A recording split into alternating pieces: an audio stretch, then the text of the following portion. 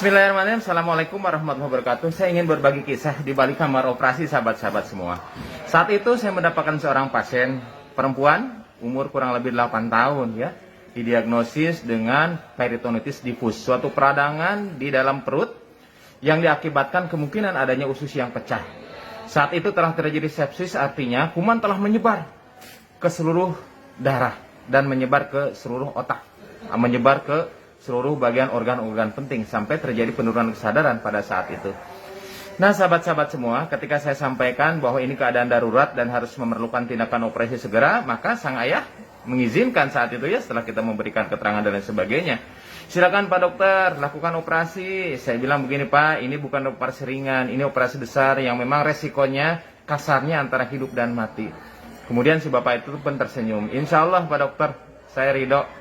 Kemudian lakukan tindakan operasi, dan ternyata tindakan operasi sahabat-sahabat semua, apa yang diperkirakan memang benar. Terjadi kebocoran di usus halus perbatas dengan usus besar.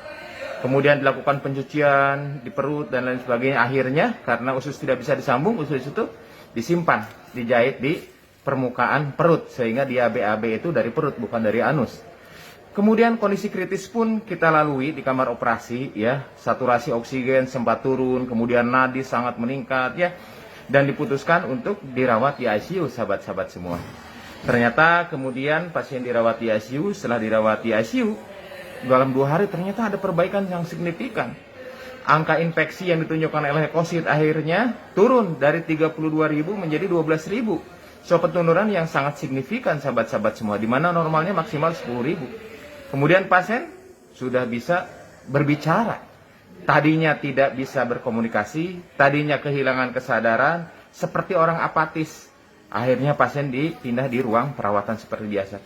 Nah, ketika saya berkomunikasi, menurut saya ini ada beberapa hal yang memang di luar kebiasaan, di mana resiko kematian sangat tinggi, di mana triage of death itu ada ketiga-tiganya. Saya komunikasi dengan ayahnya, Pak, alhamdulillah operasi ini lancar Pak. Kira-kira doa apa sih yang Bapak lanjutkan, yang Bapak lantunkan? Pak Dokter, sebetulnya saya nggak punya doa apa-apa, tetapi suatu hal yang bisa saya lakukan adalah terus menerus berterima kasih kepada Allah. Ketika anak saya menangis, terima kasih ya Allah, saya masih menyaksikan anak saya menangis. Artinya anak saya masih hidup Pak Dokter.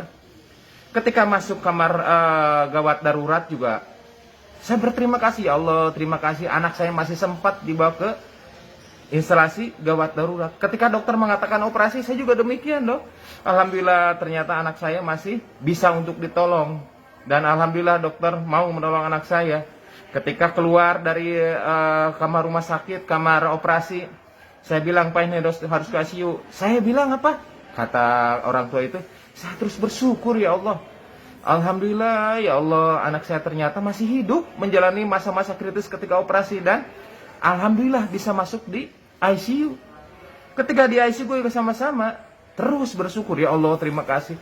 Anak saya ternyata sekarang sudah bangun, sudah bisa berbicara, sudah bisa berkomunikasi. Ketika saya bilang, Pak, ini BAB-nya sementara di perut dulu, Pak. Tidak bisa BAB lewat anus. Yang dia bilang apa? Alhamdulillah ya Allah, anak saya masih bisa BAB, anak saya artinya masih hidup. Ketika diajak ngobrol, ketika di ruang perawatan juga sama demikian. Ya Allah, terima kasih anak saya masih bisa di ruang perawatan seperti biasa. Nah, saya kagum saat itu sahabat-sahabat semua. Betapa banyak kadang-kadang orang yang ketika masuk rumah sakit, dia mengeluh, ya Allah kenapa harus masuk ke rumah sakit? Ya Allah kenapa harus masuk ke IGD? Ya Allah ternyata harus dioperasi, kalau bisa mah jangan dioperasi. Ya Allah ternyata kok masuk ke ICU. Dan lain sebagainya sahabat-sahabat semua. Peristiwa sama tetapi dengan penyikapan yang berbeda ternyata akan berdampak sangat signifikan. Betapa saya merasakan ketika operasi itu demikian mudahnya, demikian lancarnya. Betapa saya sendiri merasakan operasi yang tadinya mempunyai tingkat resiko sangat tinggi saat itu, ya, asa 4E saat itu, ternyata Allah mudahkan sahabat-sahabat semua. Ketika masuk ICU juga demikian, Allah mudahkan semuanya. Amat mudah bagi Allah untuk mengernakan kesembuhan pada hamba-hambanya yang pandai bersyukur. Nah sahabat-sahabat semua, dalam situasi apapun ternyata pasti ada syukur di dalamnya. Tergantung dari bagaimana kita mengolah, memframing hal-hal yang tadinya negatif menjadi mencari hikmah sebanyak-banyaknya dan mencari celah karunia Allah yang sangat besar di balik musibah sekalipun.